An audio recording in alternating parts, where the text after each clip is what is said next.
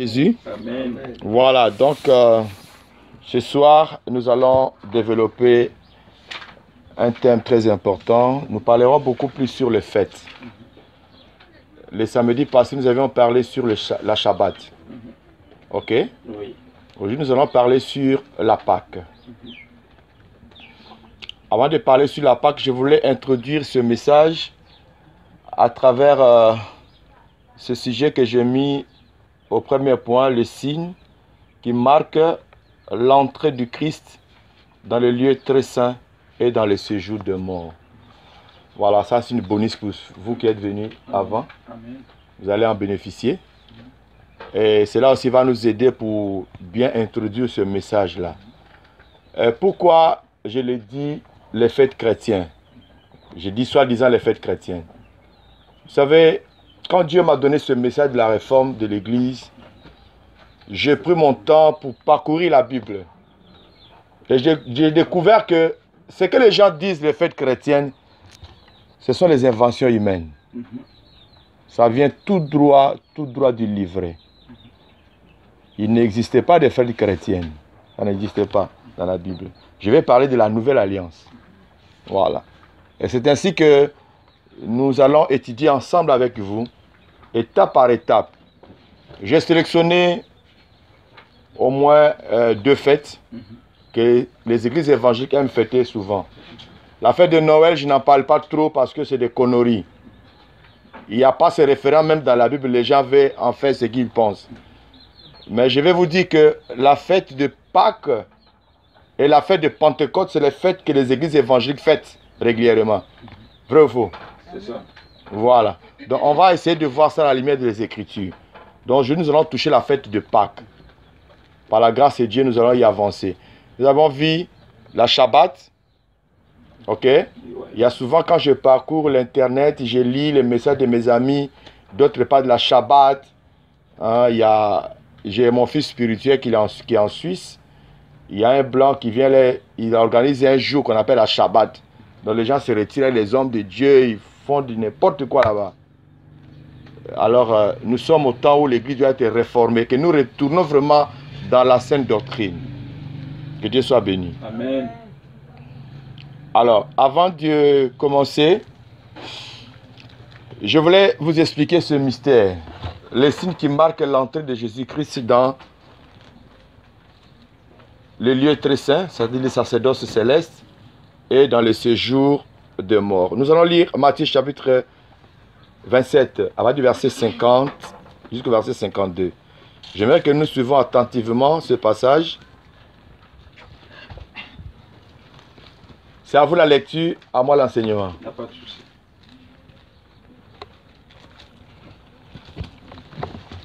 Matthieu 27, verset 50. On peut? On peut. Allons-y. Je fais la lecture. Jésus poussa de nouveau un grand cri et rendit l'esprit. Et voici, le voile du temple se déchira en deux, depuis le haut jusqu'en bas. La terre trembla, les rochers se fondirent. Non, on va doucement. On prend d'abord le voile qui fut déchiré. Tu reprends la lecture. Verset 50. Jésus poussa de nouveau un grand cri. Jésus poussa de nouveau un grand cri. Je vous ai parlé du sacerdoce céleste qui devait être inauguré. Amen. Oui. Donc, c'est Jésus qui devait mettre fin au fonctionnement du sacerdoce lévitique. Et cette transmission, comment je peux expliquer quel est le mot que je peux employer? Les mots là, ça passe et puis ça me... Ok. C'est-à-dire ce changement du sacerdoce terrestre au sacerdoce céleste devait se réaliser à partir de la croix. Ok? Donc, la Bible nous dit que Jésus poussa un grand cri et rendit l'esprit. C'est un cri de commandement. Comme je vous ai expliqué l'autre fois. Il est important des moments, on revient un peu en arrière pour éclairer encore davantage les Écritures. Vous voyez? Quand il a poussé un grand cri, c'est un cri de commandement. Il donne l'ordre. À partir de maintenant, j'ordonne la cessation du sacerdoce terrestre. Amen. Amen. Et quand il a donné cet ordre, en même temps, il a fait son entrée dans le lieu très saint du sacerdoce céleste. Nous avons étudié ça les semaines passées. Et l'entrée de Jésus dans le sacerdoce céleste a été marquée sur la terre par un signe, le déchirement du voile du tabernacle terrestre. C'est-à-dire le voile du temple qui était là fut déchiré. Or, ce voile-là était entre le lieu saint et le lieu très saint. Ce déchirement-là témoignait l'entrée de Jésus-Christ dans le sacerdoce céleste. Est-ce que vous maîtrisez ce que je viens de vous enseigner? Bien sûr. Voilà. Donc, pendant qu'il était crucifié à la croix, dans un tierce de seconde, Jésus a fait un voyage. Moi, j'appelle ça voyage aller-retour. C'est les démons qui étaient au courant de ce qui s'est passé. Les gens qui étaient là, qui regardaient, ils étaient comme les spectateurs, ils ne savaient pas ce qui s'est passé dans le monde spirituel. Pendant qu'il était à la croix, Jésus devait d'abord voyager avec son propre sang, faire son entrée dans le lieu très saint avec son sang, pour aller inaugurer les sacerdoces célestes, pour que le sacerdoce céleste commence à fonctionner. Et la Bible nous dit que sans l'effusion du sang, il n'y a point de pardon. Donc il fallait que Christ verse son sang. 2. Il fallait que Christ paye le prix de notre rachat, le prix de la rédemption. Amen. Tout devait commencer par là. Et pendant ce temps, regardez, j'ai mis le schéma ici. Ça, c'est le séjour des morts. Il y avait des âmes captifs de plusieurs saints qui attendaient dans le séjour des morts. De Adam jusqu'à Moïse, la mort avait le pouvoir. Paul a dit ça dans Romains. Il dit la mort a régné d'Adam jusqu'à Moïse. Mais Jésus vient mettre fin au règne de la mort. C'est ainsi que vous allez voir que Jésus dans son message dit quiconque croit en moi vivra quand même il sera mort. Parce que lui il vient vaincre la mort. Il ne vient pas pour s'amuser, il vient pour vaincre la mort. Parce que Jésus vient changer les dons, il vient changer la doctrine, il vient changer le sacerdoce. C'est le sacerdoce de Moïse qui nous donnait la mort. Parce que là, la loi nous révélait ce qu'on appelle le péché. Grâce à la loi, nous avions connu le péché. Mais la loi était incapable de nous délivrer du péché. Il a fallu que le Christ vienne avec le nouveau sacerdoce de la grâce, le message de la grâce et de la foi. Et à partir de là, Christ nous donne le Saint-Esprit qui nous donne la force de sortir de l'esclavage du péché. Amen. Amen. Donc, Jésus monte dans le lieu céleste. Il a inauguré le tabernacle céleste. Maintenant, regarde. On continue la lecture. Hein? Regarde. Vous allez voir ce qui se passe. Jésus poussa de nouveau un cri, un grand cri, et rendit l'esprit. Et voici le voile du temple se déchira. Là, il a fait l'entrée dans le lieu céleste. Et regarde maintenant. Qu'est-ce qui se passe? Il y a des âmes qui l'attendent dans le séjour des morts. Christ doit descendre à nouveau. On continue. Et voici le voile du temple se déchira en deux, depuis le haut jusqu'en bas. La terre trembla. Ah, vous voyez? La terre trembla. Cela veut dire qu'il a fini d'inaugurer les sacerdoces célestes. Il doit maintenant descendre dans le séjour des morts pour aller libérer les captifs. Les âmes qui étaient captifs là-bas. Est-ce que vous comprenez? Parce qu'il y avait les rois comme le roi David. Entre parenthèses, nous allons lire rapidement. J'ai écrit ça, je crois. Actes des Apôtres, chapitre 2. Voilà. Nous commençons à partir du verset 25. Faisons la lecture. 25 à 27. Acte 2, verset 25. Car David dit de lui, je voyais constamment le Seigneur devant moi, parce qu'il est à ma droite, afin que je ne sois point ébranlé. Aussi mon cœur est dans la joie, et ma langue dans l'allégresse, et même ma chair reposera avec espérance. Car tu n'abandonneras pas, mon âme dans le séjour des morts. Vous voyez, David, c'est fut un prophète. Il a déjà annoncé d'avance, parce que lui aussi, il attendait l'arrivée du Seigneur. croyez-moi, l'arrivée du Seigneur n'était pas seulement attendue à ceux qui étaient vivants, et ceux qui étaient aussi morts dans le séjour des morts. Tu vois? Et David a déclaré, dit, car tu n'abandonneras pas mon âme dans le séjour de mort. Ok? Amen. Pourquoi ces saints se retrouvent là-bas? Parce que le sang n'était pas encore versé. Le prix de la rédemption n'était pas encore payé. Donc Satan avait le pouvoir, il avait la clé, 1, de la mort, 2, du séjour des morts. Voilà les 2 clés qu'il possédait. C'est-à-dire, vous allez voir dans le livre de Jude, on nous dit, quand Moïse est mort, la Bible nous dit que Satan a disputé les corps de Moïse entre lui et Michaël. Parce qu'il avait ce pouvoir-là. La mort régnait encore, c'est lui-même qui est le synonyme de la mort. Jésus est le synonyme de la vie, Satan est le synonyme de la mort. Est-ce que vous comprenez? Amen. Il fallait que Jésus vienne mettre fin à ces choses. Donc David a déclaré déjà que le Seigneur n'abandonnera pas mon âme dans le séjour de mort. On continue, tu es arrivé au verset 27? Oui. Déjà? Car tu n'abandonneras pas mon âme dans le séjour des morts, et tu ne permettras pas que ton sein voie la corruption. Amen. Là, c'est le verset 27. Voilà. Maintenant, tu lis le verset 29. Homme frère, qu'il me soit permis de vous dire librement au sujet du patriarche David qu'il est mort, qu'il a été enseveli et que son sépulcre existe encore aujourd'hui parmi nous. Comme il était prophète et qu'il savait que Dieu lui avait promis avec serment de faire asseoir un de ses descendants sur son trône, c'est la résurrection du Christ qu'il a prévu et annoncé en disant qu'il ne serait pas abandonné dans le séjour des morts. Amen. Est-ce que vous comprenez ce message? Amen. Donc David fit un prophète et il a annoncé d'avance qu'il ne sera pas abandonné dans le séjour de mort. Vous voyez, il est frère. Quand tu analyses les Écritures, tu vas voir que nous sommes, toi et moi, nous sommes très heureux. Parce que ceux qui sont morts dans l'ancienne alliance n'avaient pas la grâce d'accéder directement au ciel. Ok? Yes. À l'heure où nous parlons, si tu meurs en Christ Jésus, tu vas aller se reposer auprès du Seigneur. Tu n'as plus besoin d'aller encore dans le séjour des morts. Le séjour des morts, c'est un lieu de tourment. On peut le définir à 2 sens. Un lieu où résident les morts, c'est-à-dire les cimetières, et un lieu de tourment. Vous voyez? Là, Pierre est en train de révéler aux Juifs qui sont venus le jour de la Pentecôte, quand le Saint-Esprit est descendu, les choses que David a parlé. On va jusqu'au verset 35.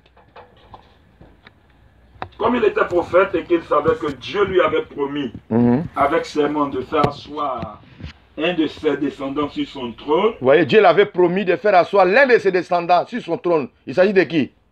Jésus. C'est Jésus qui devait s'asseoir sur le trône de David. C'est ainsi que vous allez voir, quand Bartimée a crié, Jésus, fils de David, sauve-moi. Jésus était étonné parce qu'il a fait sortir une révélation venant du ciel. Il était obligé de s'arrêter. Il dit, qui a parlé? Qui a su? Et qui sait? Vous voyez, quand Jésus a posé la question à Pierre et aux autres apôtres, qui dit-on? Voilà. Qu'est-ce que les gens disent que je suis? Oh, d'autres disent tu es prophète, d'autres disent tu es l'un de... D'autres disent tu es Jean-Baptiste, d'autres disent tu es Jérémie. D'autres disent tu es l'un des prophètes qui allait venir. Oh, d'accord. Mais vous, qui dites-vous que je suis? Il dit tu es le Christ. Pierre dit tu es le Christ, le Fils de Dieu. Il lui dit ce n'est pas la chair et le sang qui t'ont révélé, c'est la Pierre. Mais c'est mon Père qui est dans les cieux. Cela veut dire que la révélation de la parole de Dieu vient du ciel. Et quand le ciel s'ouvre, il y a une onction qui descend et Dieu révèle ce qui est caché. La Bible nous dit que les choses cachées sont à l'Éternel, les choses sont révélées sont à nous. Amen. Amen. Quand elle a dit Jésus, fils de David, sauve-moi, Jésus s'est arrêté, mais qui a révélé ces choses à ces derniers? Il est obligé de venir vers Bartimée. Que veux-tu que je fasse pour toi? Parce qu'il a fait sortir une révélation. C'est-à-dire, vous allez remarquer qu'une personne qui est touchée par la parole de Dieu, quand une révélation sort, dès que tu fais une offrande, Dieu te bénit par rapport à la révélation. Et regarde maintenant, on continue la lecture. Jusqu'au verset 35. C'est la résurrection du Christ qu'il a prévu et annoncé, en disant qu'il ne serait pas abandonné dans le séjour des morts et que sa chair ne verrait pas la corruption. C'est ce Jésus que Dieu a ressuscité, Nous en sommes tous témoins. Élevé par la droite de Dieu, il a reçu du Père le Saint-Esprit qui avait été promis et il a répondu comme vous le voyez et l'entendez. Amen. Ok.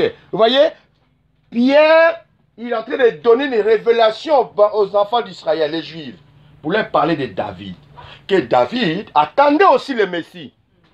Parce qu'il savait que le Messie allait venir pour sauver son âme qui était dans le séjour des morts et qui ne serait pas abandonné là-bas. C'est ainsi, vous voyez, quand nous lisons, nous avons lu Matthieu 27, on dit, il poussa un grand cri, il rendit l'esprit. Et qu'est-ce qui se passe? Le voile du temple fut déchiré. Là, il a fait l'entrée dans le lieu très saint, sacerdoce céleste. Il a déposé son sang devant le trône. Il a inauguré le sacerdoce céleste. Il a fini, il descend. On dit la terre trembla. Regarde ce qui se passe. La terre trembla et puis il y a eu quoi? Regarde. C'est dans Matthieu. Matthieu 27. Les sépulcres. La terre trembla. La terre trembla. Les rochers se fendirent. Les rochers se fendirent. Vous savez pourquoi? Vous savez pourquoi? Il vient de faire son entrée dans le séjour des morts. Il devait commencer d'abord à inaugurer le sacerdoce céleste. Fini, il descend maintenant dans le séjour des morts. Vous voyez comment Jésus a opéré?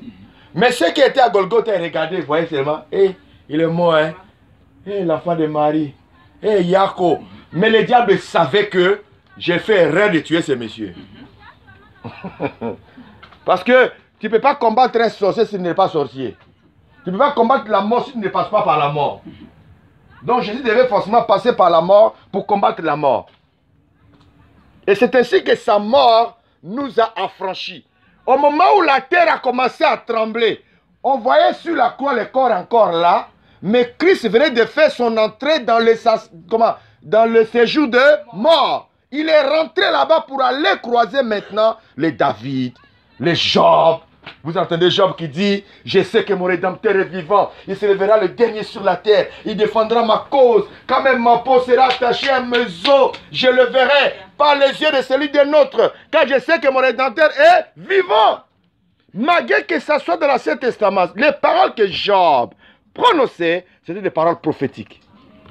Il avait la vision d'un aigle, il voyait de loin.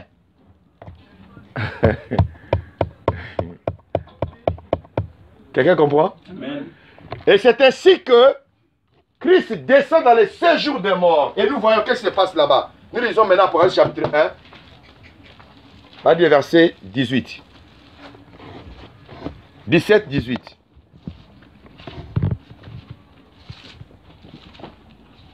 Apocalypse chapitre 1, verset 17.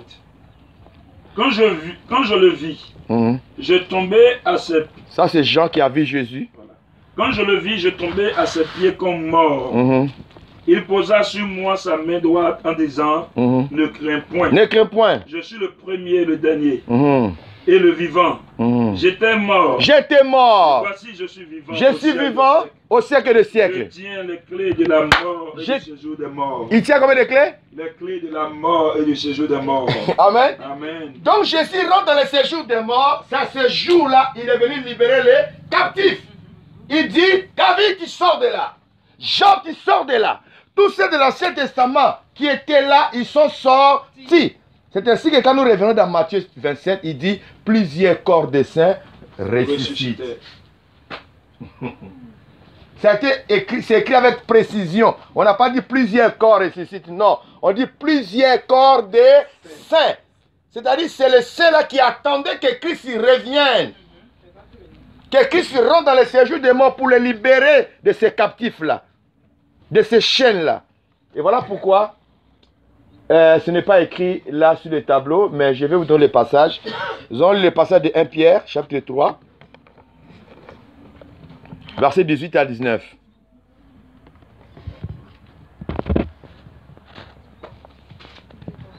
« 1 Pierre, chapitre 3, versets 18 à 19. » 1 Pierre 3, verset 18.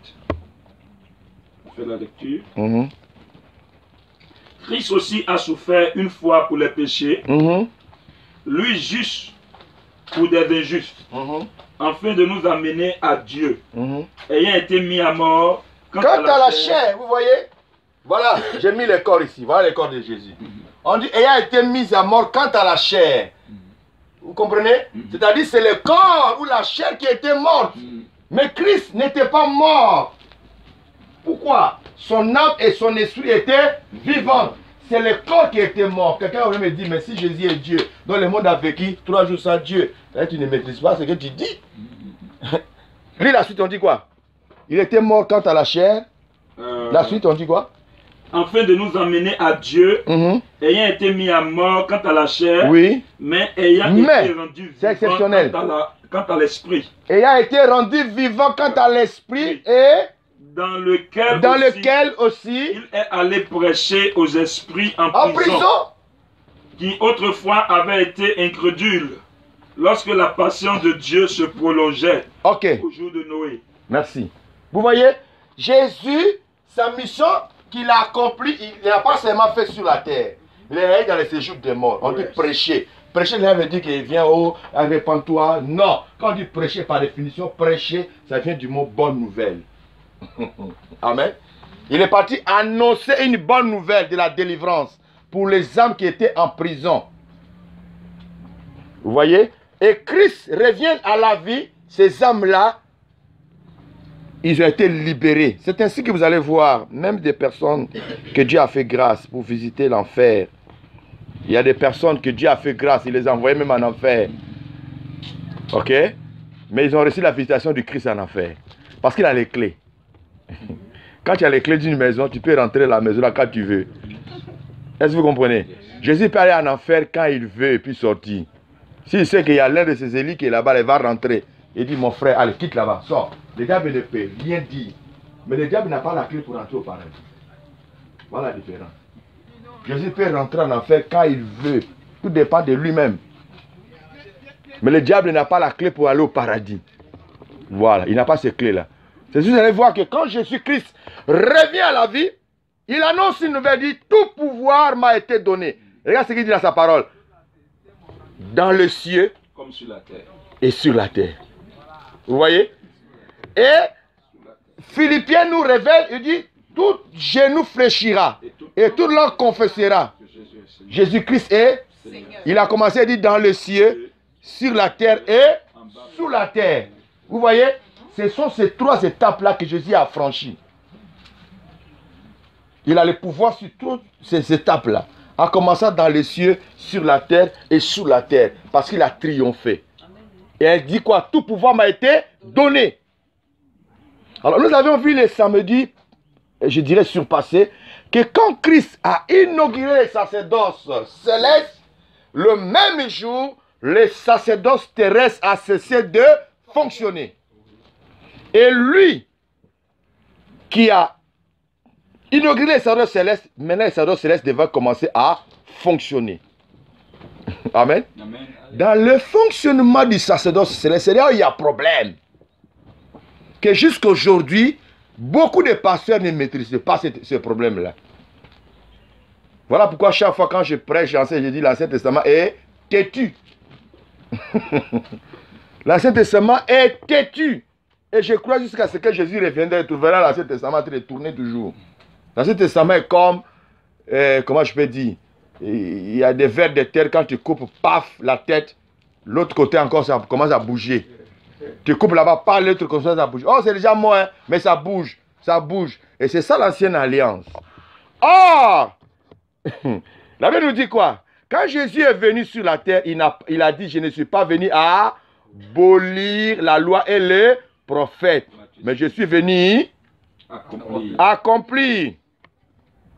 Matthieu 5, verset 17. Or, quand nous parlons accomplir, par définition, veut dire achever entièrement. Il est venu achever entièrement. Pourquoi? Parce que l'ancienne alliance, il y avait des défauts. Aïe. Lisons Hébreux 8, verset 7 à 8. Écoutez bien ce que la Bible nous dit. Hébreux 8, verset 7. Ah oui. En effet, si la première alliance avait été sans défaut. Vous entendez? Si la première alliance avait été sans défaut, il n'aurait pas été question de la remplacer par une seconde alliance. Cela veut dire que si l'ancienne alliance a été remplacée par une seconde alliance, c'est parce qu'il y avait des défauts dans cette alliance-là. Or, tout ce qui est défaut, il faut les parfaire. Amen. Il faut les parfaire, il faut les rendre vrais, corrects. Pourquoi? Hébreux 10, verset 1 nous donne la réponse. Hébreux 10, verset 1. En effet, la loi qui possède une âme des biens à venir et non les actes de représentation des choses ne peut jamais par les mêmes sacrifices qu'on offre perpétuellement chaque année amener les assistants à la perfection. Amen. Quand on parle de la perfection, c'est ce qui est complet, c'est ce qui est juste, c'est ce qui est correct. Or, la loi, elle possédait les ombres de biens à venir et non l'exacte représentation des choses. C'est-à-dire que la loi elle-même là nous annonçait déjà les choses qui devaient venir. Parce que c'est l'ombre, les choses qui devaient venir.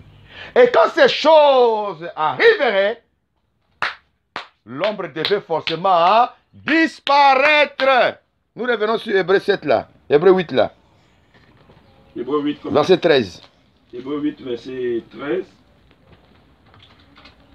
En disant une alliance nouvelle, il a déclaré la première ancienne. Ancienne. Vous voyez pourquoi on dit l'ancienne alliance? On dit l'ancienne alliance parce que la nouvelle alliance est venue. Vous voyez, non? Regardez, si ton papa a première femme, ok? Il épouse une deuxième femme. On dit c'est comme non, c'est l'ancienne femme qui a discuté. Parce qu'on l'appelle ancienne, c'est parce qu'il y a une nouvelle femme. Oui. Vrai ou faux? Oui. Donc on dit l'ancienne alliance parce qu'il y a une nouvelle alliance. Il se trouve que l'ancienne alliance avait des défauts. Quand on dit défauts, c'est-à-dire qu'il n'était pas parfait. Ce qui constituait l'ancienne alliance, c'était des ombres. Ce n'était pas les réalités. Voilà, on dit non, la représentation exacte des choses.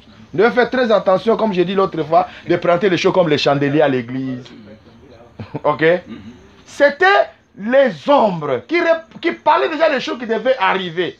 Mais quand la réalité est là, l'ombre doit disparaître. Pourquoi présenter encore les chandeliers dans les églises? Tu vois que les gens n'ont rien compris. Ils vont en Israël. Israël, ceux-là, ils sont encore dans la loi. Dieu les a aveuglés à cause de nous.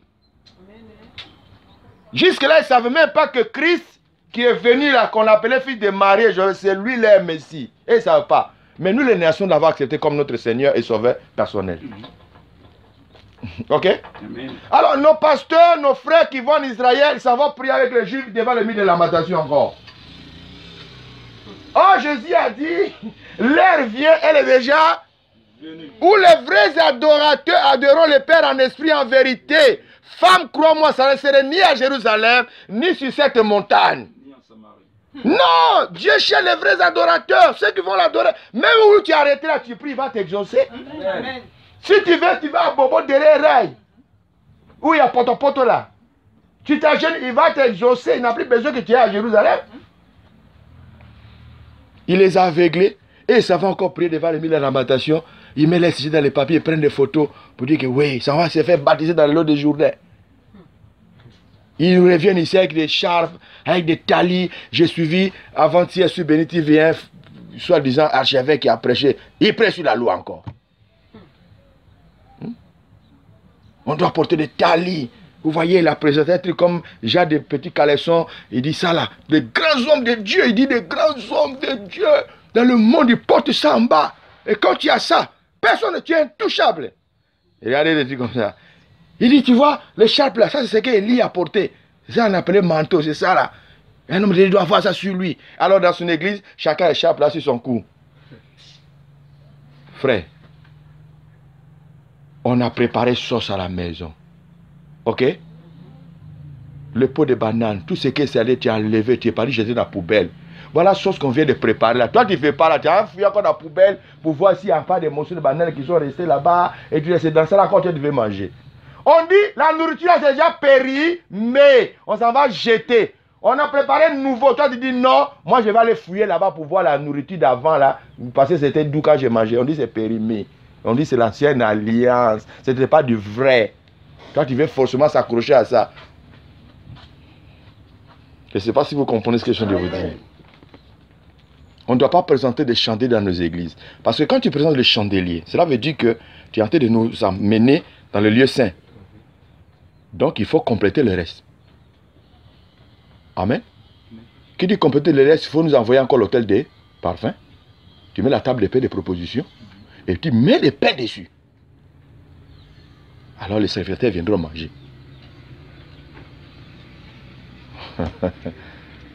Si quelqu'un peut te faire croire que non, le chandelier c'est pour présenter l'église. Mais non, l'église n'est pas quelque chose de matériel. L'église, corps du Christ, elle est invisible. Elle ne peut pas être représentée par les choses matérielles. Non. Non. C'est du faux. Et c'est ainsi que quand Jésus a inauguré le tabernacle céleste, il va commencer maintenant à parfaire l'église. C'est-à-dire tout ce qui était l'ombre, envoyer ça dans la réalité. Il dit, je suis venu accomplir, pas abolir, mais accomplir. C'est-à-dire, ce que le prophète a dit, moi je viens accomplir ça. Ce que la loi a parlé de moi, qui était ombre, j'ai fait ressortir ça pour que ça devienne une réalité. L'agneau qu'on a parlé hier, voilà pourquoi nous allons parler de la Pâque aujourd'hui. Un bon chrétien, né de nouveau, qui a la révélation de la parole, ne peut pas fêter la Pâque. Aïe. Vous et moi, nous allons rentrer dans les Écritures, nous allons vérifier ensemble. J'ai un ami pasteur, chaque fois quand il a fait comme ça, il m'appelle, il dit, apôtre, bonjour, joyeuse Pâques. Et puis, quand il dit c'est Pâques, il voit que je suis bloqué. Il a dit, je ne réponds plus. Et puis je lui dis, quelle Pâques? Il dit, Pâques là, Pâques là. Il a dit, toi tu fais encore des conneries comme ça. Il dit, oh apôtre, tu veux dire quoi? Donc toi ne fais pas la Pâques. Moi je dis, non. C'est que tu n'as pas fait la théologie, hein. Il lui dit, Dieu là, il n'a qu'à te faire grâce pour comprendre ces choses. Quand toi tu vas comprendre là, moi je suis déjà au ciel. Dieu accorde, il fait grâce à qui il veut pour comprendre sa parole. La théologie nous a détruits, frère. Oui. C'est à cause de ça que tu as vu tous ces conneries là. J'ai vu les journaux ici. Regardez comment ils sont habillés. Ouais, on en parlera à cette tenue là. On en parlera, frère. J'ai dit satanisme dans l'église. C'est ça qui a créé l'homosexualité dans leur église là. Voilà. Ça veut dire tout ce qu'on ajoute vient du malin. Nous devons faire très attention. Quand j'ai commencé le ministère, mes pasteurs ont porté ça là. Quand il y a consécration, je l'ai habillé. Jusqu'à ce que Dieu vienne me révéler. Ce message, je vous enseigne. Je n'ai pas appris ça d'un homme. Les jours là, Dieu m'a bloqué dans la chambre et dit, tu ne vas pas sortir, tu restes là. Je suis resté toute la journée. Oh, je vais faire la consécration des pasteurs. Toute la journée. Et c'est jusqu'à 18 h, j'ai reçu le message. Et je suis sorti. Et c'est le message que je pêche aujourd'hui. Amen. Amen. Nous allons examiner ensemble les Écritures pour voir la Pâque dans l'Ancienne Alliance et la Pâque dans la Nouvelle Alliance. La Pâque dans l'Ancienne Alliance et la Pâque dans la Nouvelle Alliance n'ont pas les mêmes connotations. Il faut que vous compreniez cela. Amen. Donc nous sommes maintenant ici. Non, on a fini là. Nous sommes dans l'émission du sacerdoce royal. Donc nous touchons le troisième peu, les fêtes de Pâques. Hein? Pécha. Pessa, c'est en hébreu, qui veut dire passer par-dessus. Exode chapitre 12, versets 1 à 14. Nous allons étudier ces choses. Alors, qu'est-ce que les religieux disent? Aujourd'hui, moi aussi j'ai précisé ces choses-là. Les religieux disent qu'il y a deux fêtes, il y a deux différentes sortes de Pâques. Il y a la Pâque juive, il y a la Pâque chrétienne. Je crois que vous avez déjà entendu parler de ça. Hein? Il dit la Pâque juive, ça s'écrit sans S. Et la Pâque chrétienne, ça s'écrit avec S. Vous avez déjà entendu parler de ça, non? Voilà. Moi, je me souviens, j'étais en mission à Brazzaville et j'ai prêché ces choses-là. La Bible nous dit que les chrétiens de Béret étaient plus nobles, plus sages que ceux de Thessalonique. Ils examinaient les Écritures pour voir si ce qu'on leur enseignait était exact. Ok? Amen ou amen pas? Amen. Regardez, nous allons d'abord analyser ensemble, vous et moi, et après nous allons remonter pour voir comment la Pâque juive était célébrée. Et après, nous allons descendre pour voir maintenant la Pâque soi-disant chrétienne. Mais dorénavant, je vous dis, il n'existait jamais de Pâque chrétienne. Il n'a jamais existé la Pâque avec S dans la Bible. Amen. Amen ou amen pas? Amen. Nous allons vérifier ensemble, vous et moi, les Écritures. Nous allons prendre l'Ancien Testament, nous allons prendre le Nouveau Testament. C'est-à-dire la Pâque, quand Dieu parle de la Pâque, qui a commencé depuis l'Ancienne Alliance, Dieu voit la Pâque juive d'abord. Dieu voit la Pâque juive d'abord. Et nous allons découvrir, je vais vous donner quelques références, plus on ne peut pas lire tout, mais je vais vous donner quelques références que nous allons lire ensemble pour vérifier par vous-même, pour voir si réellement la Pâque, il y a la Pâque avec S et il y a la Pâque sans S. Je suis désolé des fois quand il y a des fêtes, soit disant chrétiennes, quand j'écoute la radio comme Fréquence Vie. Ça donne mot de tête. C'est des radios que j'écoute rarement. Moi. Je préfère écouter RFI pour avoir les nouvelles du monde. Pour voir si la prophétie qu'on a annoncée là, c'est déjà accomplie. Parce qu'il y a des radios, quand tu écoutes, là, soit des évangéliques là, tu peux tomber encore malade. Parce qu'il y a des messages là qui troublent la tête des gens. Ok? Donc, quelqu'un va prêter la parole. On va faire la lecture. Nous allons prendre, nous allons vérifier d'abord dans le Nouveau Testament, c'est-à-dire la Nouvelle Alliance. Matthieu chapitre 26. Nous lisons le verset 2. Matthieu 26, verset 2. Vous avez vos Bibles avec vous? Matthieu 26. Verset 2 seulement. Verset 2. Oui. Vous savez que la Pâque a lieu dans 2 jours. Ok. La Pâque a eu lieu dans 2 jours. Dans 2 jours. Regarde Pâque là, c'est écrit avec S? Non. Non? Sans S.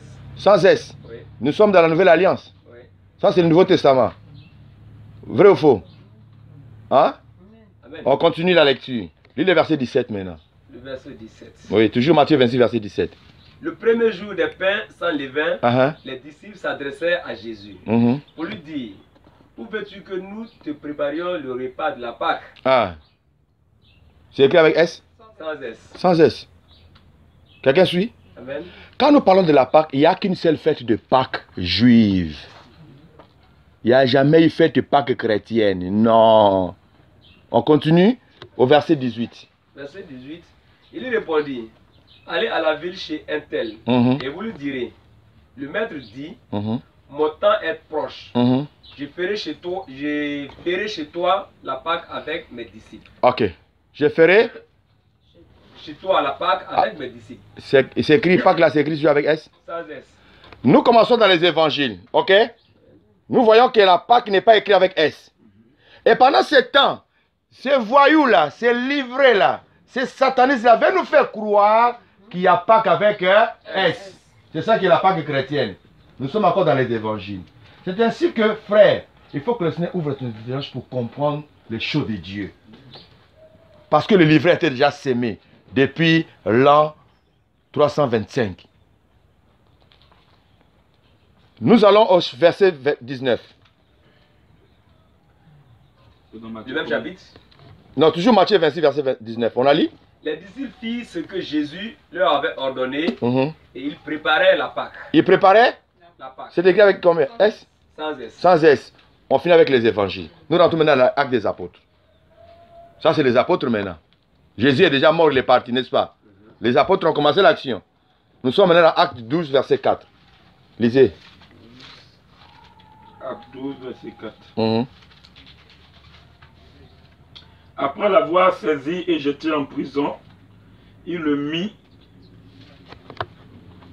sous la garde de 4 escouades, de 4 soldats chacune, Mhm. avec l'intention de le faire comparaître devant le peuple après la Pâque. C'est écrit avec quoi? S? Sans S. Sans S. Là, on parle de Pierre. Est-ce que vous comprenez? C'est-à-dire que nous rentrons déjà à l'âge chrétien. Nous sommes déjà dans la nouvelle alliance, puis c'est des actes des apôtres. Mais vous allez découvrir avec moi que la Pâque là, c'est écrit sans S. D'où est venue cette histoire de la Pâque avec S, qui est la Pâque chrétienne? Frère, c'est ainsi que je vous dis chaque fois, j'ai besoin des pasteurs. Il faut qu'on se dise des vérités. C'est l'âge de la réforme. C'est l'âge de la réforme. Dieu veut réformer son église. Et que nous sortons de tout ce que le diable a mis dans les églises. Suivez pendant la fête de Pâques, dont les soi-disant là. Suivez les radios fréquences de vie. Les radios soi-disant chrétiennes. Suivez. Vous allez entendre ces choses dont je viens de vous dire ici. Pasteur, tu as déjà entendu ça? Oui. Pâques avec S? Oui, les gens font des débats dessus à la télé. Ok, on continue. C'est pas fini. Nous allons dans 1 Corinthiens 5, verset 7. 1 Corinthiens 5, verset 7. J'ai voulu commencer dans la nouvelle alliance d'abord avant de monter dans l'ancienne alliance. Que vous vérifiez par vous-même. Faites disparaître le vieux levain, afin que vous soyez une pâte nouvelle. Écoutez maintenant. Puisque vous êtes sans levain. Car Christ, notre Pâque, a été immolé. Là maintenant, on prend Christ, notre Pâque a été immolé. Nous sommes dans la nouvelle alliance. C'est écrit avec S? Sans S. Hein? Sans S. Sans S. Vous comprenez? Amen. Nous allons finir par Hébreux 11, verset 28. Il faut lire ça rapidement. Hébreu. Je vais prendre note. Hébreux chapitre 11, verset 28.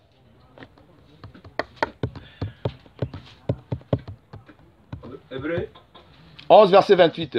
11, 28. Litre fort. C'est très par la fort. foi qu'il fit la Pâque, Hum, sans S, et l'aspersion du sang, afin que l'exterminateur ne touchât pas au premier-né des Israélites. Amen. Amen. Amen. Voilà vous, voilà moi. Je vous donne le temps. Si vous voulez continuer à la maison, continuez. Cherchez-moi Pâques avec S dans la nouvelle alliance. Vous n'allez pas trouver ça. C'est le livret qui a semé. Et il nous prêche sans preuve. Il y a deux Pâques. Il y a la Pâque juive, il y a la Pâque chrétienne. Et la Pâque chrétienne, ça s'écrit avec S. Et la Pâque juive, ça s'écrit avec sans S. Sans S. Mais toute la Pâque qu'on nous prêche, il n'y a qu'une seule Pâque, la Pâque juive. Amen. Amen. Il n'y a qu'une seule Pâque, la Pâque juive. Ça s'écrit toujours sans S. Dans la nouvelle alliance, c'est la Pâque juive qui a été accomplie. On va arriver là-bas tout à l'heure. Mais nous sommes en train d'examiner d'abord pour voir la Pâque avec S et sans S. Maintenant, nous allons dans l'ancienne alliance. Exode chapitre 12, verset 11. Nous lisons que le verset 11. Exode 12, 11. Exode 12, 11. Quand vous le mangerez, vous aurez vos reins sains, vos souliers aux pieds et votre bâton à la main. Et vous le mangerez à la hâte. C'est la Pâque de l'Éternel. C'est avec S? Sans S. Sans S. Là, nous sommes maintenant dans l'ancienne alliance. C'est la Pâque à l'Éternel. C'est sans S. Vous allez trouver que la Bible nous présente seulement une seule Pâque. Amen. Amen. Le verset 21 du chapitre 12 de l'Exode. C'est-à-dire Exode 12, verset 21. 21. Moïse appela tous les anciens d'Israël et leur dit, allez prendre du bétail pour vos familles et immoler la Pâque. C'est écrit? Sans S. Sans S. Dis le verset 43. Du chapitre 12 toujours. Verset 43. L'Éternel dit à Moïse et à Aaron, voici une ordonnance au sujet de la Pâque. Aucun étranger n'en mangera. Ok. C'est écrit avec S? Sans S. Sans S. Vous avez Ézéchiel 47, verset 21, ainsi de suite. Vous pouvez vérifier par vous-même. Vous ne trouverez pas Pâques avec S que les religions ont inventé. Cela veut dire déjà qu'il y a quelque chose de faux dedans. Et la Bible dit quoi? Tout ce qu'on ajoute vient du malin. Et nous devons faire très attention. Amen. Amen. Je ne sais pas s'il t'est arrivé une fois de te poser la question, Pâques là même on fait ça comment? Parce que Pâques n'est pas la synonyme de la Sainte Seine. Hein? Pâques n'est pas synonyme de la Sainte Seine. Hein? C'est ce que les religions ont failli nous distraire. Il dit, pendant que le maître des champs est parti, après avoir semé le blé, la nuit, le méchant est venu, il a semé les livrets. Et on est surpris, on voit que le livret est sorti. Il dit, mais maître, nous on n'a pas semé ça. D'où vient le livret qui pousse avec le blé à côté? Jésus dit, non, laissez-les croître ensemble.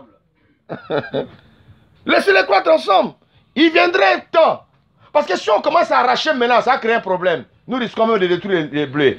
Laissez-les croître ensemble. C'est le problème à laquelle on a aujourd'hui.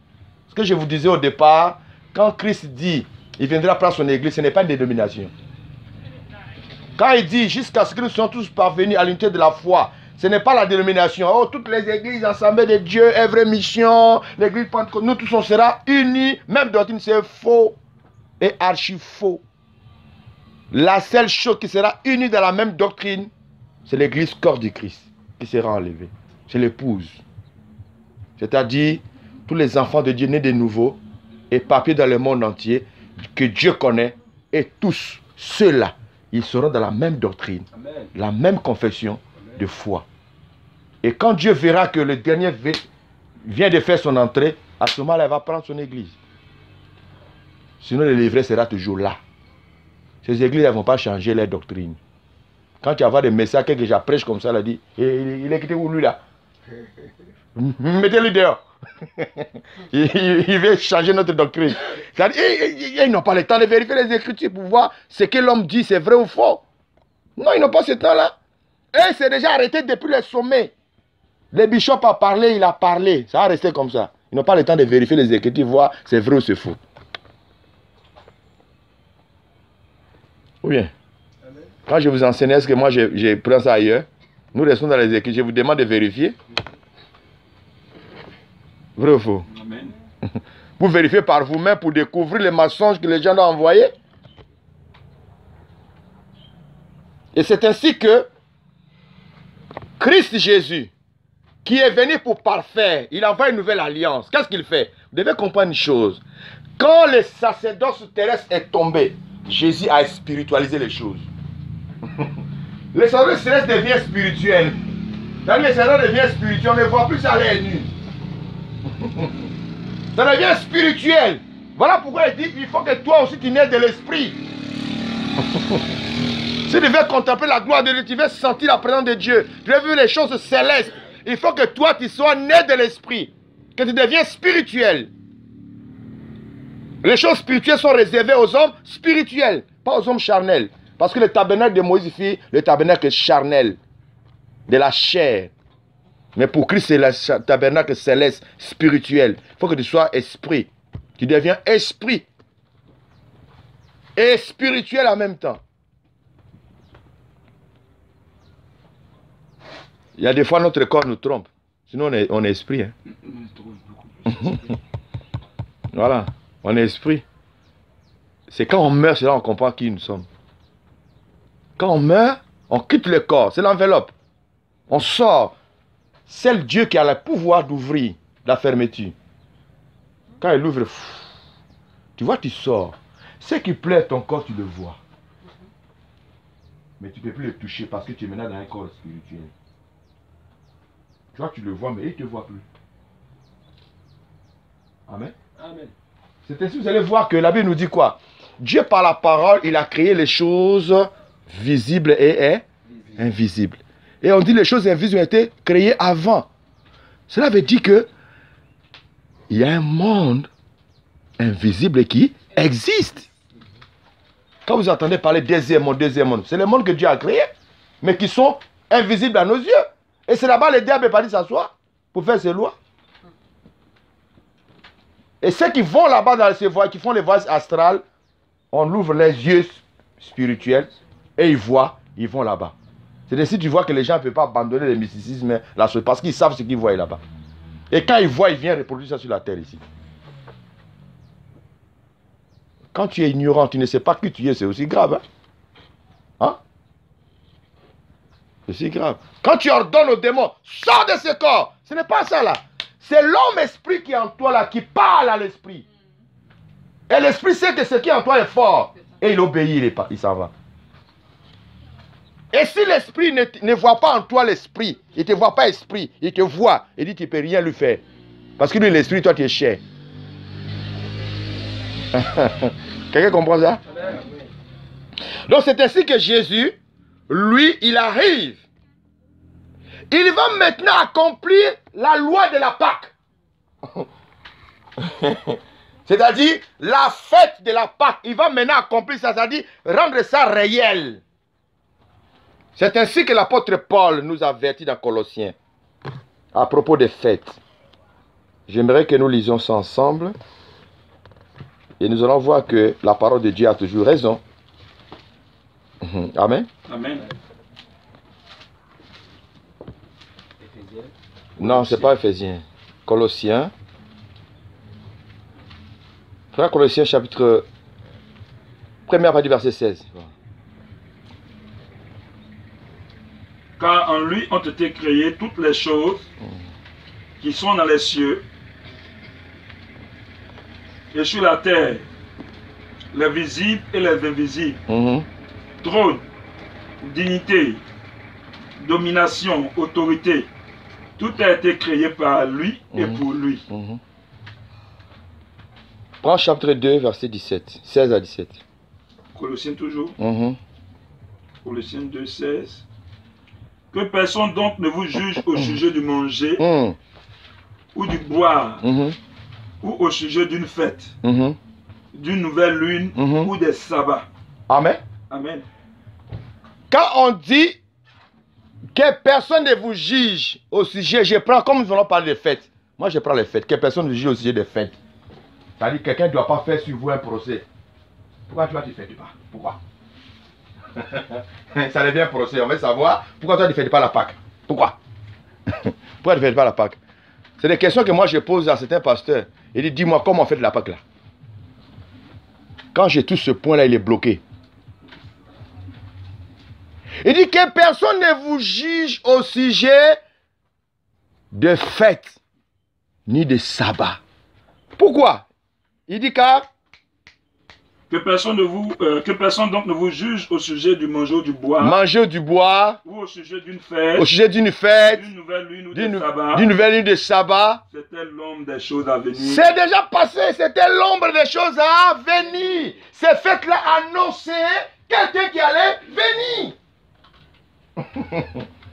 Amen. Amen. Toutes les fêtes juives que vous voyez là, ces fêtes-là annonçaient le ministère de Christ sur la terre et son entrée dans les sacerdoces royales. Quelqu'un comprend? Amen. Ce sont des fêtes que moi j'appelle des fêtes annonciateurs. Ça annonçait les événements. Ça annonçait une personne. On dit que c'était l'ombre de bien à venir. On ne doit pas faire un procès sur ça, sur toi, au sujet des fêtes. Non. On dit que c'était l'ombre de bien à venir. Aïe. Bon. Vraiment, Jésus est mort à la croix. Tout cela fini. Toi, tu n'as pas encore tué un mouton. Il dit non, comme l'année est finie, on est tellement content qu'on va sacrifier un mouton à l'Éternel pour qu'il nous pardonne le péché. Vous ne voyez pas que le monsieur a un problème dans sa tête? Il y a quelque chose qui ne va pas. J'ai été invité à un ami pasteur, nous sommes partis à la radio Élite pour prêcher. Il m'a mis premier. Donc j'ai prêché un message de feu. On étions 3 prédicateurs. L'autre a prêché premier. Moi quand je suis rentré là, c'était tellement feu que donc lui maintenant il devait prêcher les bloqués. Oh le monsieur n'avait même pas la parole. Il a commencé à dire des conneries. Oh nous sommes venus, c'est pour vous annoncer que le samedi on va faire les sacrifices. Ah! Moi-même, je me suis senti l'aigle au milieu des canards, quoi. On dirait des canards, des poulets. Le samedi, on va faire des sacrifices. Donc, nous appelons tous ceux qui veulent venir prier avec nous pour les sacrifices. Tu viens avec ton sacrifice. Mais moi, je ne comprenais plus rien. Ça, c'est quel enseignement, ça, là? Maintenant, ma présence le gênait parce qu'il ne peut pas bien expliquer les sacrifices, là. Il dit, c'est moi, si tu as un mouton, tu envoies. Hein, tu as quelque chose comme poulet, tu envoies. Si même tu as des habits, tu envoies. Hein, tu as mangé, tu envoies. On va se retrouver dans un lieu. Vous venez ici à la radio et vous dire où on va aller. Tout ça. Vraiment, je ne comprenais plus ce qu'il disait. Je ne sais pas si c'est l'Ancien Testament qui parlait. Ouah. Si c'est évangile selon les ancêtres, je ne comprenais plus rien. L'apôtre de Paul dit, il y a des personnes qui enseignent des choses, ils ne savent même pas ce qu'ils disent, ni ce qu'ils affirment. Au Congo, on m'a raconté l'histoire d'un pasteur. Non, lui, le diacre, oui. Chaque fin d'année, il tue un porc. Il fait sacrifice pour demander pardon à Dieu pour les péchés de ses enfants. Vous vous rendez compte comment l'homme, comment on peut être ignoré jusqu'à ce point-là? On dit Christ est mort une seule fois pour toutes, pour le pardon, pour le péché de tout le monde. Toi, tu veux nous ramener encore en arrière. Ah, ça fait mal à la tête, hein? Amen. Amen. Ok, donc nous allons toucher chaque élément. Nous allons voir dans l'ancienne alliance. Nous revenons encore dans le livre d'Exode. Nous allons voir comment on célébrait la Pâque dans l'ancienne alliance. Ça a été vraiment expliqué. Hein? Ça a été vraiment expliqué. Nous sommes dans Exode chapitre 12. Pas du verset 1er. Vous voyez? Ça a été vraiment expliqué clairement.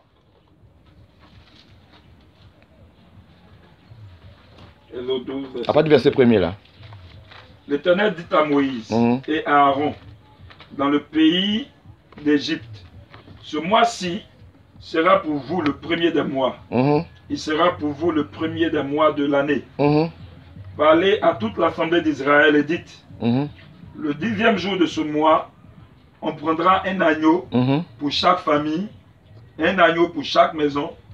Si la maison est trop peu nombreuse pour un agneau, on le prendra avec son plus proche voisin, selon le nombre de personnes. Vous voyez, il parle déjà de l'agneau. Or, l'agneau préfigurait déjà quelqu'un qui devait venir. Et cet agneau dont on nous présente le jour de la Pâque juive, cet agneau-là est l'ombre d'une réalité qui allait venir. Vous voyez comment la Pâque de l'Ancien Testament parlait déjà un langage prophétique. Un langage annonciateur qui annonçait déjà un agneau. Regarde, on donne les qualités, on dit. Verset 5. Verset 5. Ce sera un agneau sans défaut. Sans défaut, vous voyez? Mâle, âgé d'1 an. Vous voyez, ce sont les critères de Christ lui-même. Est-ce que vous comprenez ça? Amen. Vous allez vous rendre compte, quand Jean-Baptiste fut le cousin de Jésus, mais les jours de baptême de Christ, pendant qu'il était dans les eaux de baptême, quand il a vu Jésus venir, Dieu a ouvert ses yeux.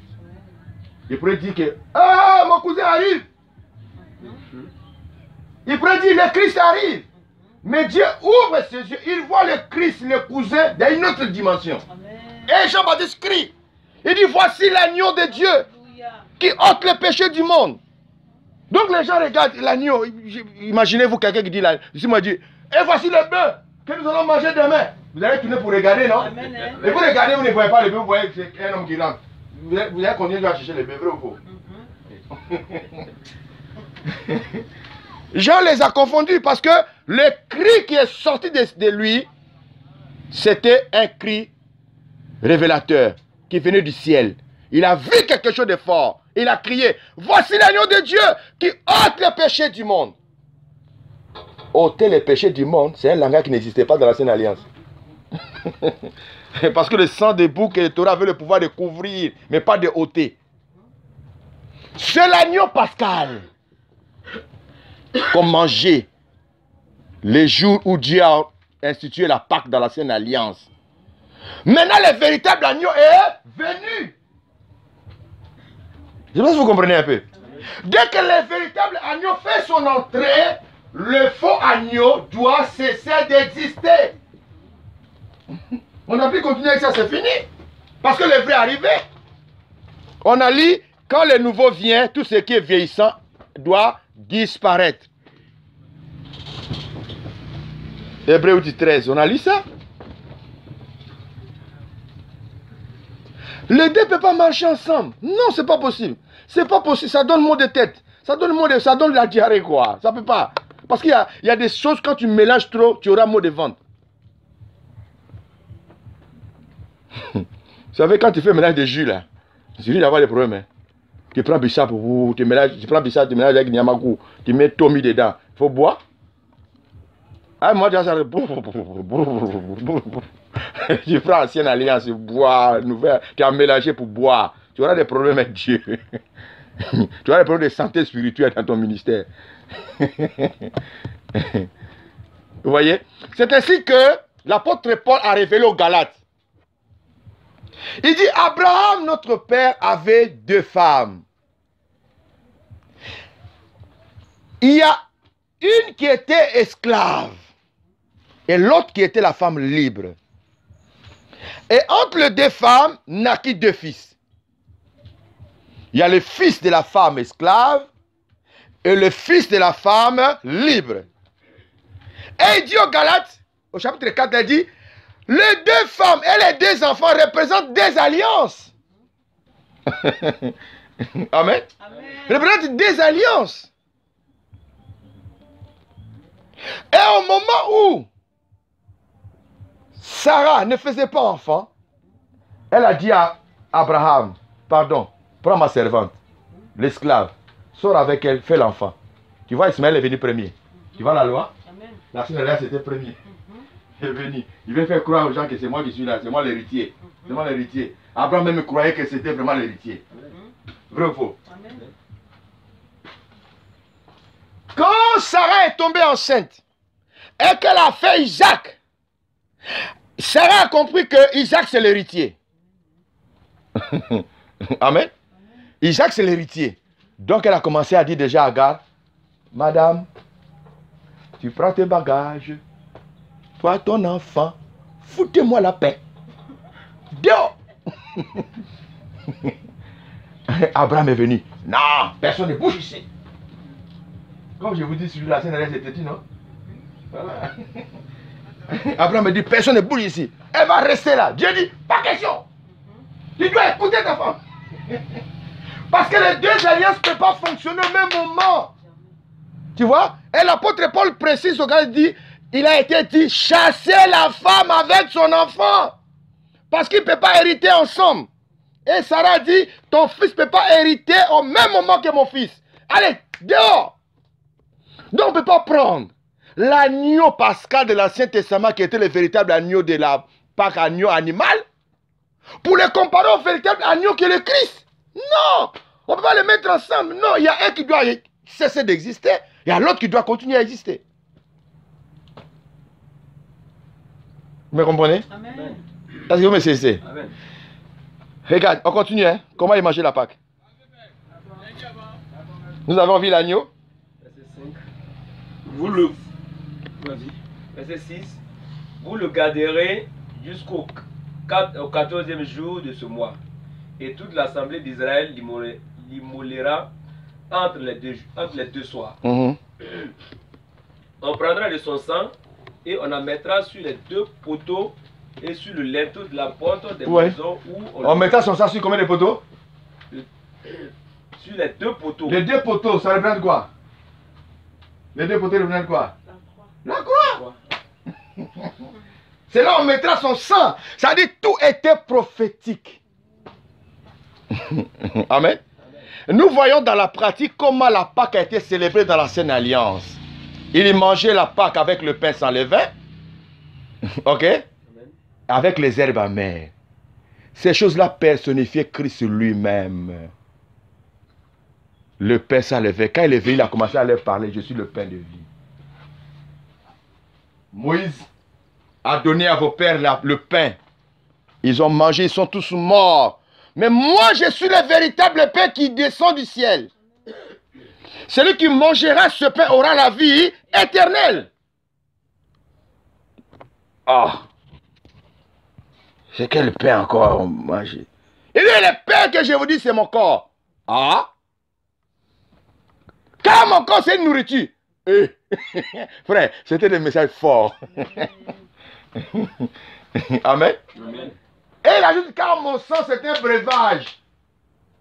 Tu vois, le Jules a dit, on n'a pas dit que le monsieur là, c'est un cannibale. On n'a pas dit que les démons, où sont les Juifs étaient trop, il a fait des cailloux dans les têtes, il était trop rempli. Donc quand il voit la lapidation, il est trop fort. Donc pendant que Jésus parle, il cherche déjà les cailloux. Jésus s'est éclipsé en même temps. Les herbes amères qui symbolisaient lui-même sa souffrance, l'œuvre de la croix. Quelqu'un comprend? C'est ainsi que vous allez voir que quand Christ vient, je vous ai parlé sur les 3 venues de Christ. Sa première venue, il est venu comme étant l'agneau de Dieu. L'agneau de Dieu. Il y a 2 venues que Christ foulera le pied sur la terre. Ok? C'est-à-dire premier et le deuxième. Non, le troisième. Deuxième, il reste dans les airs. Mais premier, il vient comme l'agneau. Troisième venue, il vient comme le lion. Est-ce que vous comprenez? Donc, ça veut dire que Jésus, il vient pour accomplir. Regarde maintenant, nous allons lire rapidement. Jean chapitre 1, verset 29, et puis 35 à 36. Vous lisez là-bas s'il vous plaît. Jean chapitre 1, ce que je viens de vous dire là, voilà pourquoi je vais qu'on lise ça ensemble, ok? Où Jean a témoigné. Jean chapitre 1, verset 29. Et puis nous allons lire aussi les versets 36 à 37. Jean chapitre 1, verset 29. Le lendemain, il voit Jésus venant à lui et il dit, voilà l'agneau de Dieu qui ôte le péché du monde. Verset 36. Et regardant Jésus qui marchait, il dit, voilà l'agneau de Dieu. Et les 2 disciples l'entendirent parler et ils suivirent Jésus. Amen. Amen. Voici l'agneau de Dieu qui ôte le péché du monde. C'est de l'agneau pascal. Vous allez vous rendre maintenant, comme Jésus, il était le véritable agneau pascal. Pour se conformer à l'agneau pascal, Jésus meurt le jour de la Pâque. Je sais pas si vous comprenez ça. Amen. Tout était chronométré dans le temps. C'est ainsi qu'il dit, je ne suis pas venu abolir la loi, mais je suis venu l'accomplir. Ce qui était l'ombre, faire ressortir ça dans la réalité. Vous allez voir le principe. Pourquoi Pilate a libéré Barabbas?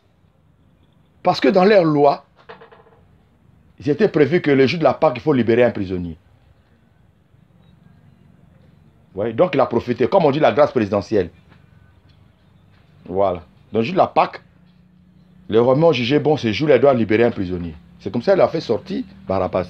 Jésus meurt le jour de la Pâque juive. Amen. Et c'est le jour de la Pâque qu'il va instituer la Sainte Seine. C'est le jour de la Pâque juive qu'il a institué la Sainte Seine. Il a pris le pain, il a pris le vin. Il n'a pas pris les herbes amères. Il n'a pas pris l'agneau. Parce que dans l'ancienne alliance, on mangeait avec du pain, le levain, les herbes amères. Il y avait une sauce épaisse. Et quand tu manges, il faut avoir le bâton à la main. Et puis tu dois avoir ceinture au rein. Chaussures aux pieds. Tu dois manger ça à la hâte. C'est pour dire que nous, on est pressés à partir. On ne va pas rester ici.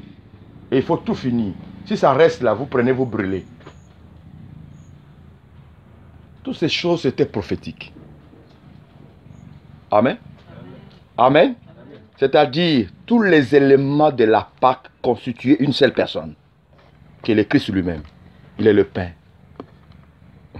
Le vin, il a dit, c'est mon sang. Amen. Il est l'agneau de Dieu, l'agneau pascal. C'est ainsi que Jean l'a vu, il dit l'agneau immolé, qui est digne de rompre les seaux. C'est lui, l'agneau pascal, c'est lui. Et maintenant, écoute ce que l'apôtre Paul nous révèle. Nous prenons maintenant 1 Corinthiens chapitre 5, verset 7.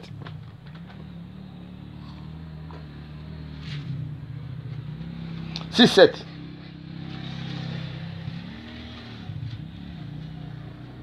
Faire disparaître le vieux levain, afin que vous soyez une Pâque nouvelle, puisque vous êtes sans levain, car Christ, notre Pâque, a été immolé. »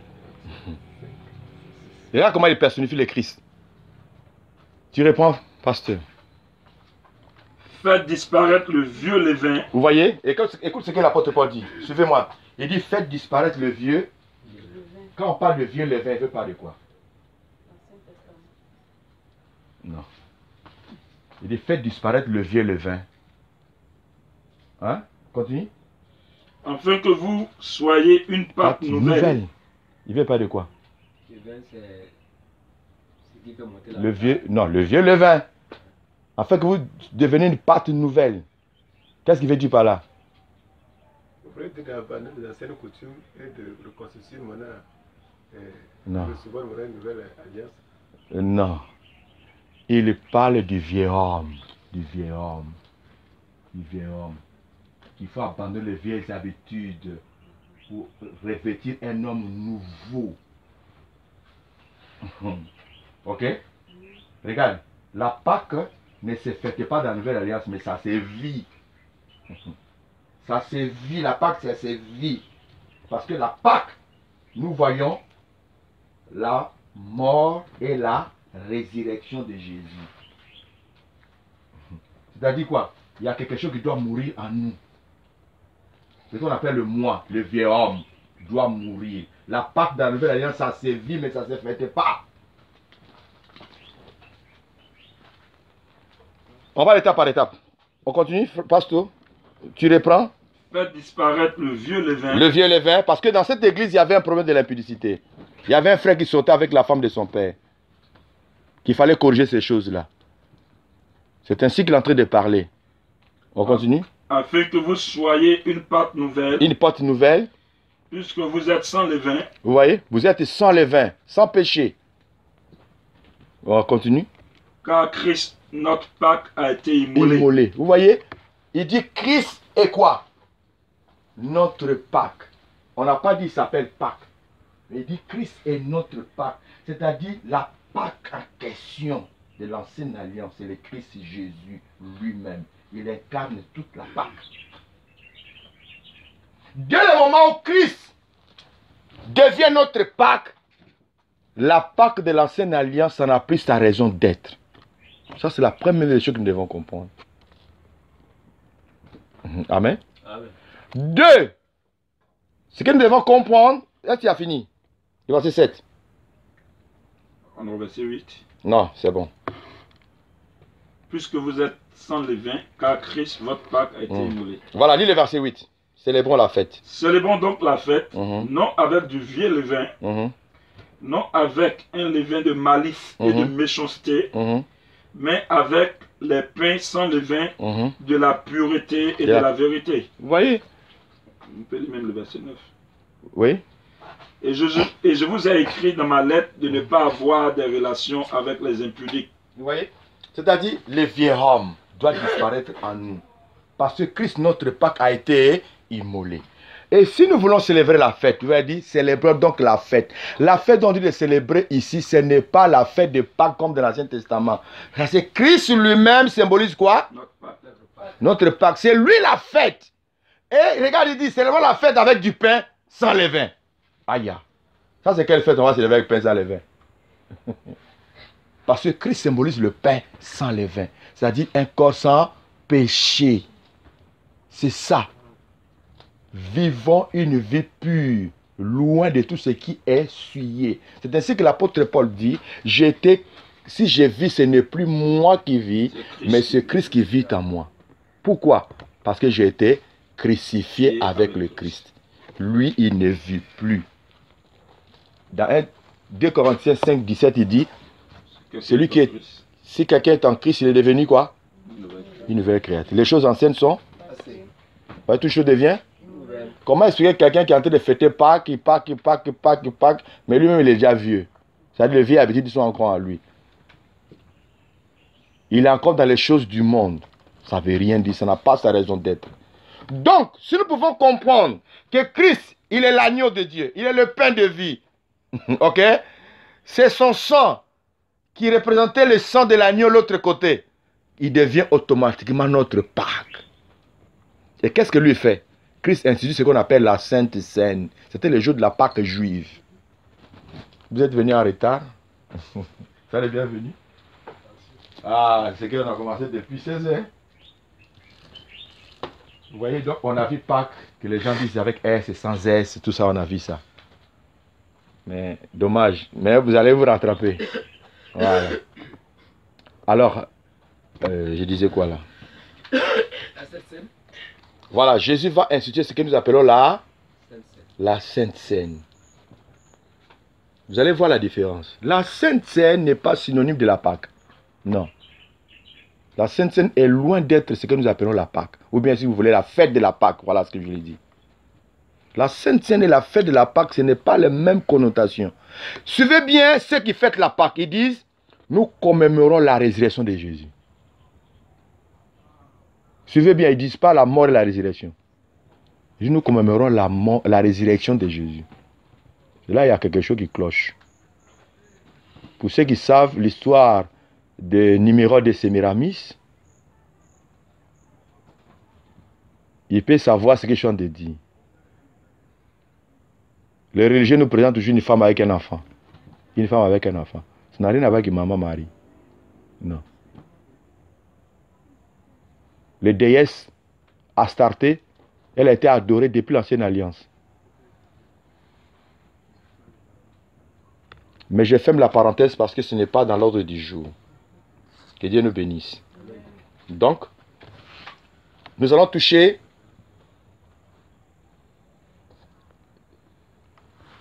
Jésus. Ok, on laisse ça. On va prendre la Sainte Seine d'abord. La Sainte Seine. La Sainte Seine n'est pas synonyme de la Pâque. Voilà, on va étudier ce sujet-là. Vous écrivez, la Sainte Seine n'est pas synonyme de la Pâque.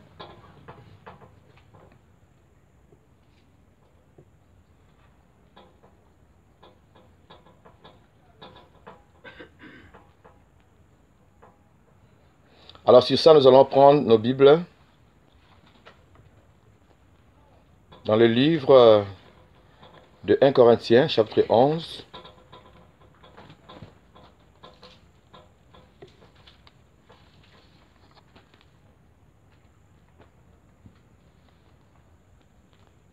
Pas du verset 25 à 26.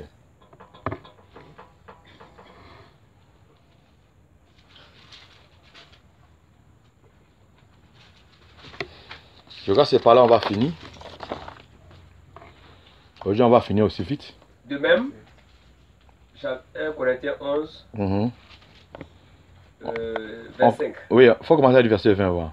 Verset 20.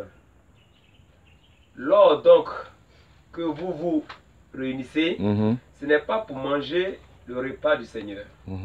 Car quand on se met à table, chacun commence par prendre son propre repas. Et l'un a faim, tandis que l'autre est ivre. N'ayez-vous pas, n'avez-vous pas des maisons pour y manger et boire? Ou méprisez-vous l'église de Dieu et faites-vous honte à ceux qui n'ont rien? Que vous dirai-je? Vous louerai-je?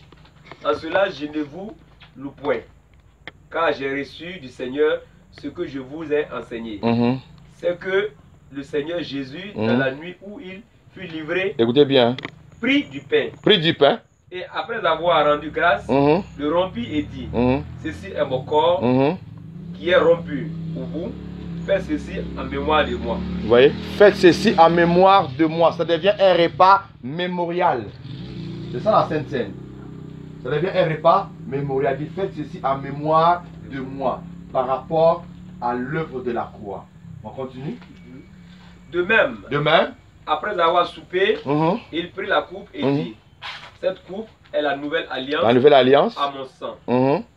Faites ceci en mémoire de moi toutes les fois que vous en boirez. Écoutez bien, il dit faites ceci en mémoire de moi quand?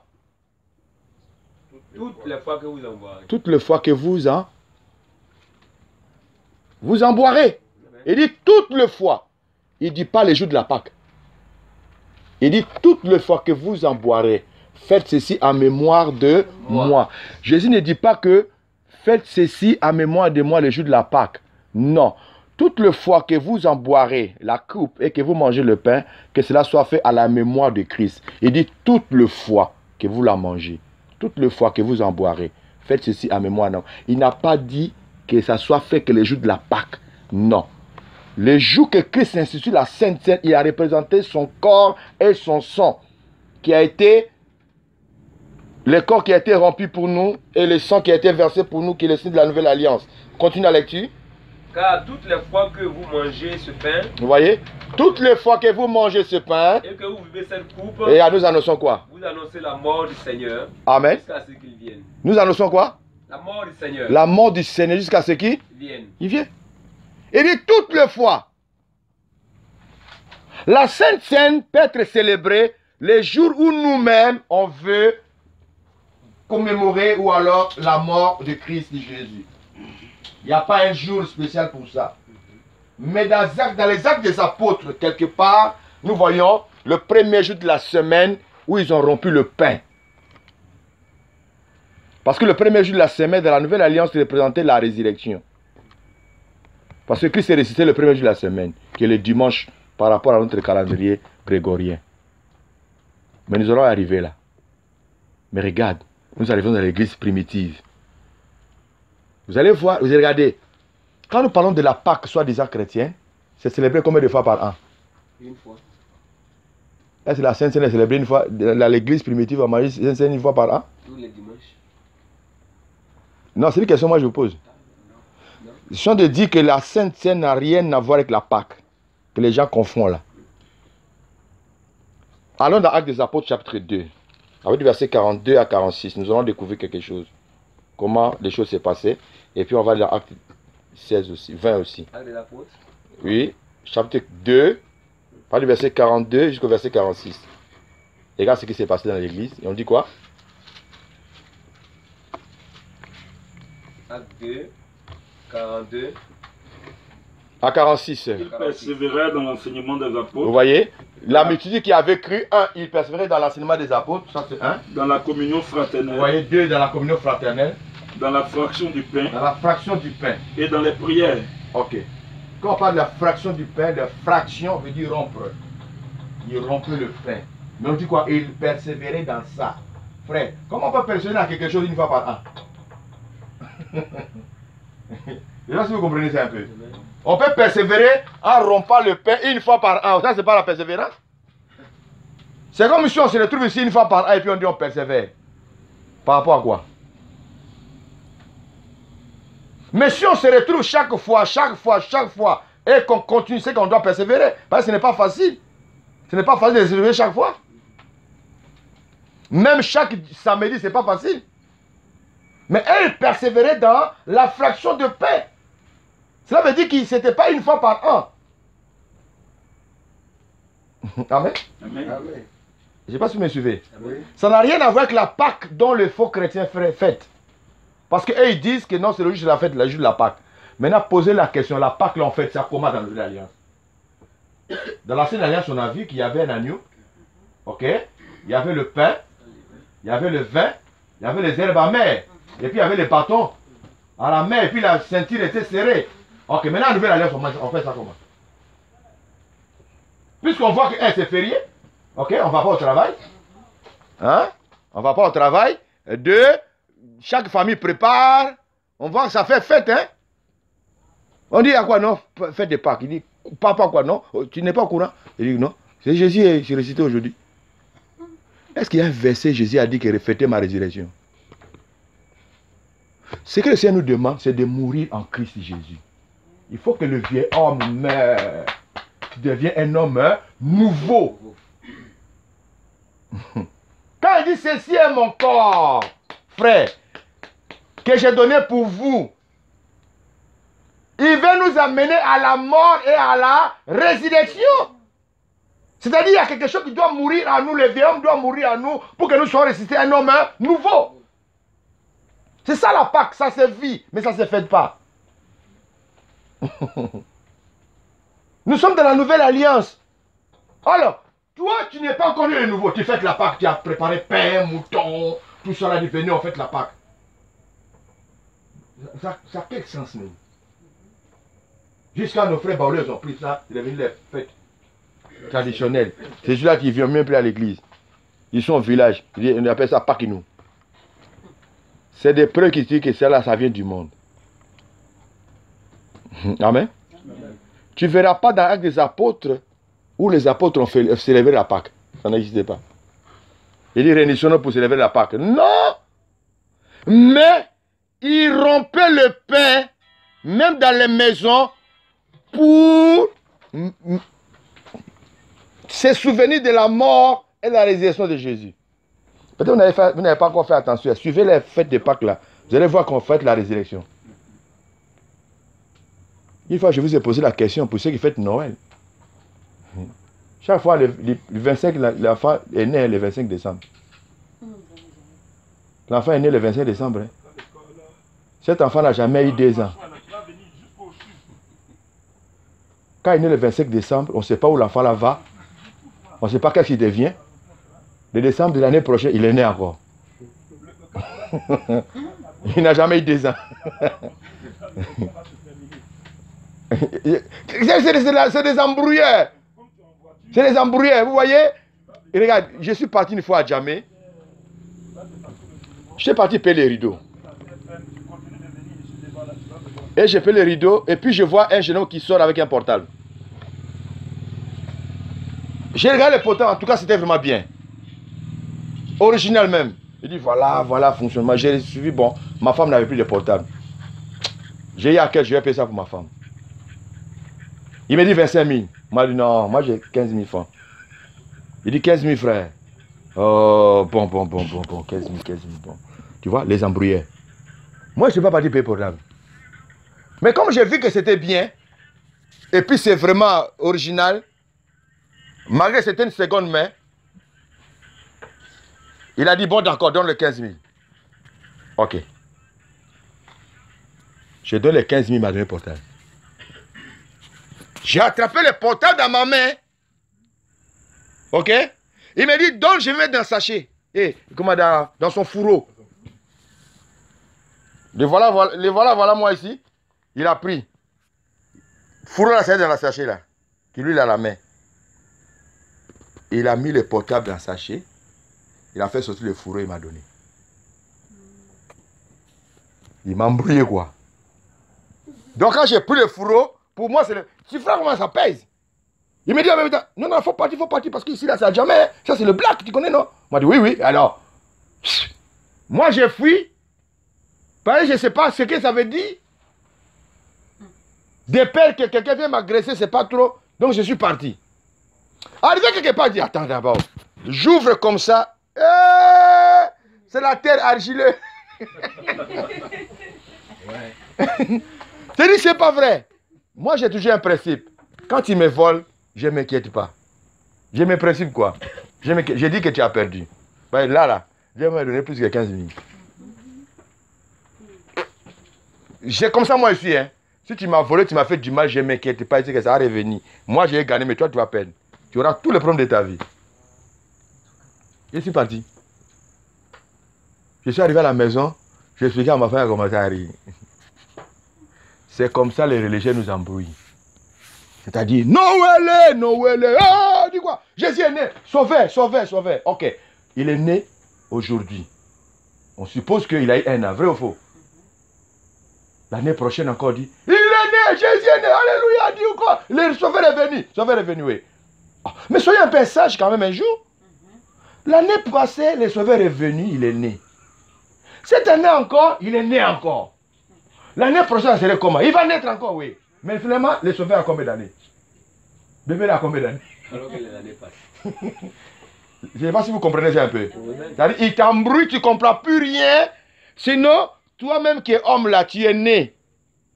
Aujourd'hui, on peut dire que tu as 25 ans, tu as 50 ans, et les années, ça, tu avances. Mais comment, quel est cet enfant qui naît tous les jours? Il a toujours 1 an. L'enfant là n'a jamais eu 2 ans. C'est qu'il y a quelque chose de flou. Il nous embrouille. Je ne sais pas si vous comprenez. Si ton pays dans Noël, ils vont t'avoir dans la Pâque. Ce sont des stratégies, tout ce que vous faites de voir là. Ils ont fabriqué ça comme ça pour vous distraire. Parce que vous ne savez ni ce que vous adorez, ni ce que vous fêtez. L'ombre étant passée, nous sommes maintenant à la réalité. Christ, notre Pâque, est venu. Amen. Et ce que Jésus nous demande, c'est de naître de nouveau. Il faut enlever le vieux levain et soit une pâte nouvelle. C'est ça la Pâque. On vit la Pâque. Ça sévit, mais ça ne se fait pas. Si ça se fait là, on fait ça comment? On a vu de l'Ancien Testament, non? Comment on fait de la Pâque? Maintenant, la Nouvelle Alliance, on fait ça comment? Actes des Apôtres 20.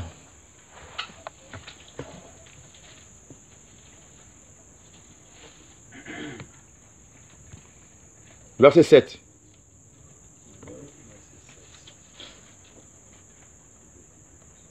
Actes des Apôtres, chapitre 20, verset 7. Mm-hmm. Et le premier jour de la semaine. Vous entendez? Le premier jour de la semaine, c'est-à-dire dimanche, selon notre calendrier. Qu'est-ce qui se passe? Lorsque nous étions assemblés pour rompre le pain, Vous voyez? Paul, qui devait partir le lendemain, leur fit un discours. Et il prolongea le discours jusqu'à minuit. Amen. Amen. Ils ont dit que le jour de la Pâque. Ils ont dit le jour de la Pâque? Non. On dit le premier jour de la semaine. Lorsque nous étions réunis pour rompre le pain. C'était dimanche, ils ont mangé la Sainte Seine. Vrai ou faux? Ils ont mangé la Sainte Seine les jours de dimanche. Ils ont rompu le pain les jours de dimanche. C'est les jours là ils ont rompu le pain.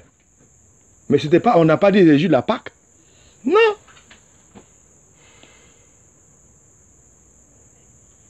Et ça ne veut pas dire que les jours de la Pâque, il faut toujours manger la Sainte Seine. Voilà pourquoi l'apôtre Paul dit que personne ne vous juge au sujet de fête. C'est-à-dire personne ne doit te faire un procès par rapport à ça.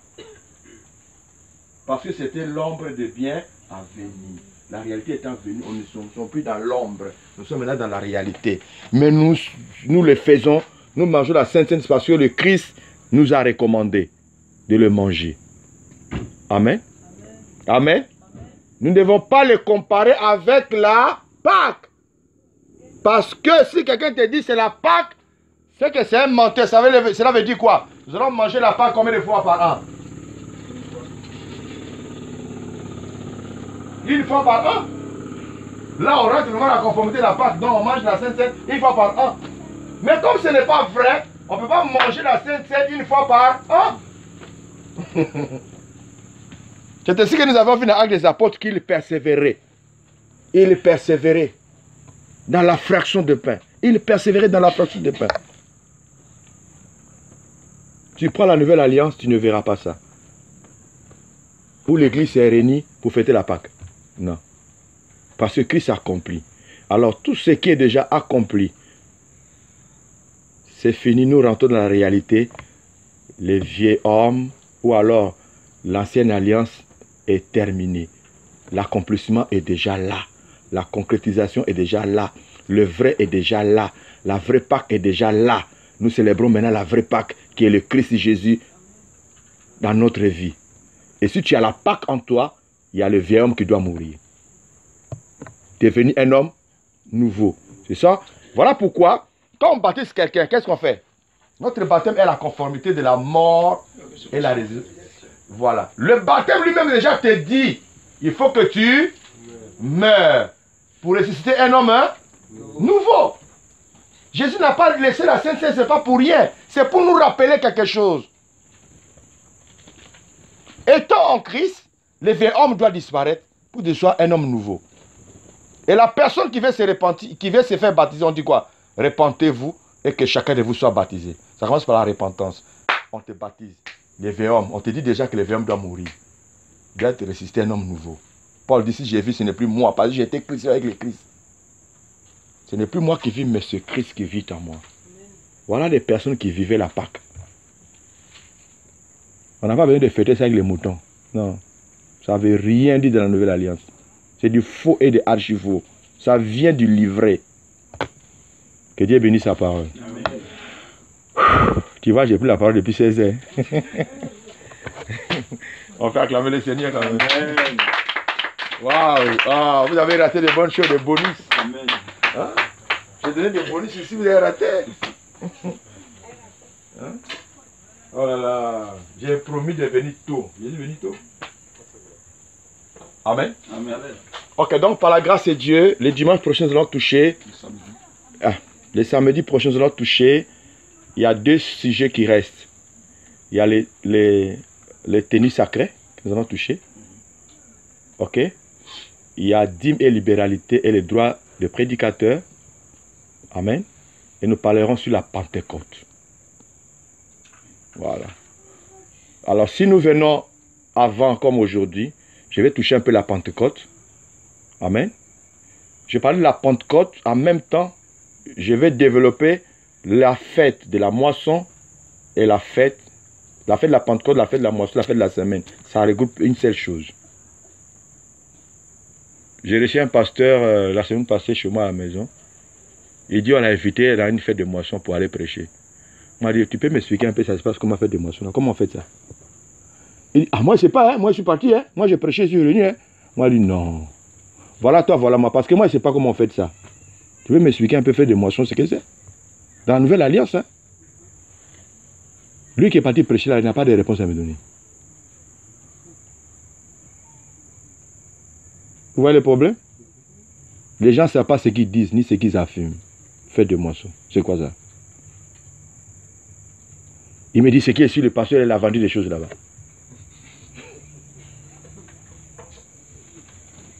Il a eu beaucoup d'argent.